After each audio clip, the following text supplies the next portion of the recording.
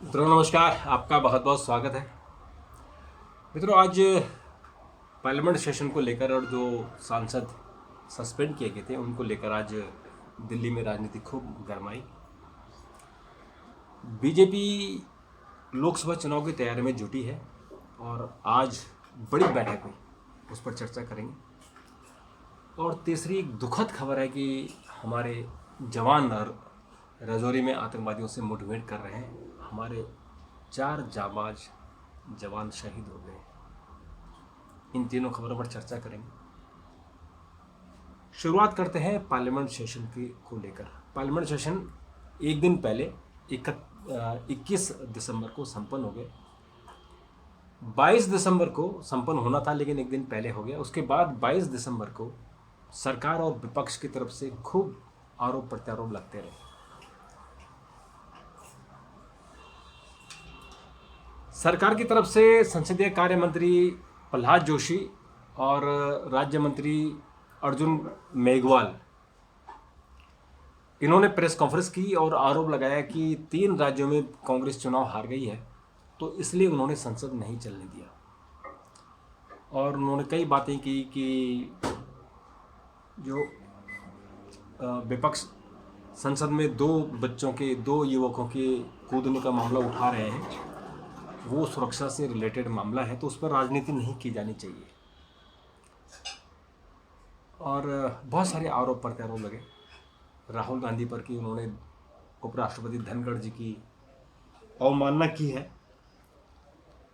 और उसके बाद फिर आज कांग्रेस का और जो अपोजिशन पार्टी है इंडिया गठबंधन, उन्होंने जंतर मंतर पर प्रदर्शन किया और उसमें सभी बड़े लीडर शामिल हुए।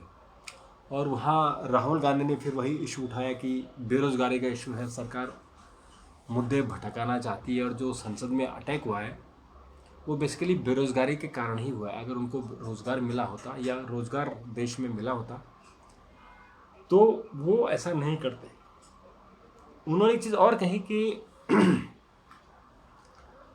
सरकार जो है जवाब नहीं देना चाहती, प्रधानमंत्री जवाब नहीं देना चाहते हैं, इसलिए वो मुद्दा हटाने के लिए दूसरी बातें कर रहे हैं। बड़ी रैली थी। उसके बाद भाजपा के मंत्री हैं अनुराग ठाकुर, फिर उन्होंने राहुल गांधी पर निशाना साधा, तमाम तरह की बातें उन्होंने की।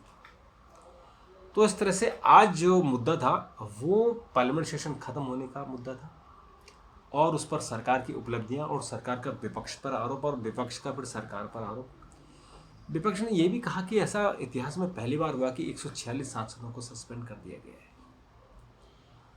और उन्होंने जिस तरह से उनको सस्पेंड किया गया है उसमें भाजपा सरकार का लोकतंत्र पर विश्वास नहीं है।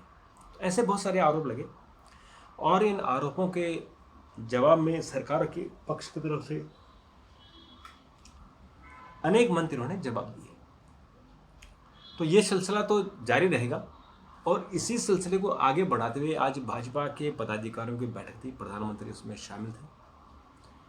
और आज भाजपा ने तय किया है कि जनवरी में करीबन 150 उम्मीदवारों की घोषणा कर देंगे और ये वो सीटें होंगी जहां बीजेपी को कंफर्म जीतना है और दूसरा उन सीटों पर जहां बीजेपी को कंफर्म हारना है। ऐसी 2 जगहों पर वो अपने उम्मीदवार खड़े कर देंगे ताकि जहां जीतना है, जहां जीतने की संभावना है और मेहनत करनी है, वहां के लिए प्रत्याशियों का वो चयन करने में समय लगाए। जहां कंफर्म है कि जितना ही जीतना है, जैसे प्रधानमंत्री की सीट है वो जितनी है, तो इस तरह से उन सीटों को डिक्लेयर कर दे ताकि उधर ध्यान डाइवर्ट ना हो। और एक उन सीटों पे जहां हारना ही है, जैसे कि सोनिया गांधी की सीट है, वहाँ बीजेपी किसी को भी खड़ा करेगा वो हार सकते हैं। और ऐसे ही बारामती से जो एनसीपी की सीट है, अभी उनकी बेटी सुप्रिया सुले इसमें मेंबर है, तो वो सीटें सुप्रिया को हराना मुश्किल है। ऐसी कुछ सीटें ऐसी हैं जहाँ बीजेपी ने करीबन 40 सीट ऐसे हैं जहाँ बीजेपी कभी नहीं जीती और ऐसी करीबन 167 सीटें ऐसी हैं जहाँ बीजेपी नंबर 2 पर रही है। तो उन सीटों को फोकस करने के लिए आज बड़ी बैठक हुई। प्रधानमंत्री बैठक में आए और प्रधानमंत्री ने कहा कि विपक्ष का जो आरोप है, विपक्ष का जो रवैया है उसका जवाब देना चाहिए, सोशल मीडिया का ज़्यादा उपयोग करना चाहिए। और हम बीजेपी ने जो टारगेट रखा है वो 350 सीटों का रखा है 2024 के चुनाव में। तो ऐसा लगता है जो देश का माहौल है, जो अभी 4 राज्यों के चुनाव हुए हैं उनमें ऐसा लगता है कि बीजेपी को बड़ी जीत मिलने वाली है 2024 में, इसमें कोई शक नहीं है। और उसके लिए जो गठबंधन है, ये जो इंडिया गठबंधन बना है, इसमें आप देखें कि जब वहाँ बात उठी कि मल्लिकार्जुन खड़गे को प्रधानमंत्री के तौर पर प्रस्तुत किया जाए, तो एक तो उसमें लालू प्रसाद यादव नाराज हो गए, फिर उसमें ममता बनर्जी नाराज हो गई, फिर नीतीश कुमार नाराज हो गए। आज नीतीश कुमार की पार्टी के एक एमएलए ने कहा कि खड़गे कौन है, कौन जानता है खड़गे। तो इस तरह की बातें, ये गठबंधन कैसे होगा? ये अंदर कुछ और बोलते हैं, बाहर कुछ और बोलते हैं। तो इसलिए इस गठबंधन का कहीं भी कोई रास्ता निकलता दिख नहीं रहा है, इसलिए उसका बेनिफिट बीजेपी को मिलेगा और बीजेपी 2024 में भी पूर्ण रूप से सरकार में आ रही है। इसके अलावा मित्रों, एक दुखद खबर है कि राजौरी में आतंकवादी और सैनिकों के बीच में जंग चल रही है और उसमें हमारे 4 जवान शहीद हो गए। ऐसा कहा जा रहा है कि जो आतंकवादी हैं वो एक नया संगठन है, जो हिजबुल मुजाहिदीन है, उन्होंने एक नया संगठन बनाया है PAFF। और उनका ये कहना है कि उन्होंने जो आतंकवादी हमला करा है वो अनुच्छेद 370 हटाने के विरोध में किया है। हमारी सेना, हमारी पैरामिलिट्री फोर्सेस, हमारी पुलिस उनका जवाब दे रही है और हमारे जांबाज अपनी जान की बाजी लगाकर वहाँ अपने देश की सीमाओं की रक्षा कर रहे हैं। इसको लेकर भी आज राजनीति हुई और शिवसेना के एक नेता ने कहा कि लोकसभा चुनाव की तैयारियां शुरू हो गई हैं, इसलिए सरकार ने पुलवामा 2 करा दिया, क्योंकि 2019 में जब एक घटना घटी थी पुलवामा में, हमारे 41 CRPF के जवान शहीद हो गए थे आतंकवादी हमले में, तो भी लोगों ने आरोप लगाया था कि ये सरकार ने कराया है सिंपैथी लेने के लिए। तो इस तरह के आरोप आज शिवसेना ने लगाए हैं कि ये पुलवामा 2 है। तो देश हित में इस तरह की बातें नहीं करनी चाहिए। हमारे जवान शहीद हो गए और उनको मज़ा आ रहा है, कहते हैं कि बकरे की तो जान चली गई और किसी को मज़ा नहीं आया। तो इस तरह की जो हरकतें हैं, शिवसेना के नेताओं को इस तरह की बात नहीं करनी चाहिए और अपने सेना पर पूर्ण विश्वास करना चाहिए।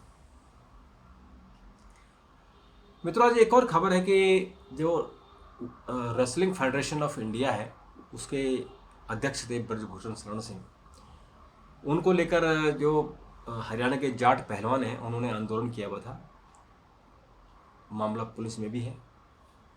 और अब जब उसके इलेक्शन हुए तो ब्रजभूषण शरण सिंह के ही खास आदमी संजय सिंह को WFI का चेयरमैन निर्वाचित घोषित कर दिया गया।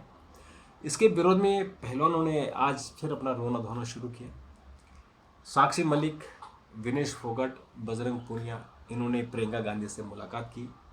बजरंग पूनिया ने अपना पद्मश्री लौटाने की घोषणा की है और साक्षी मलिक ने कुश्ती से संन्यास लेने की घोषणा कर दी है।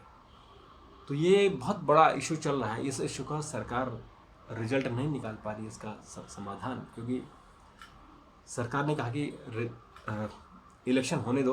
अब ये इलेक्शन हुए हैं, ये निर्वाचित सदस्य, इसको कोई रोक नहीं सकता है।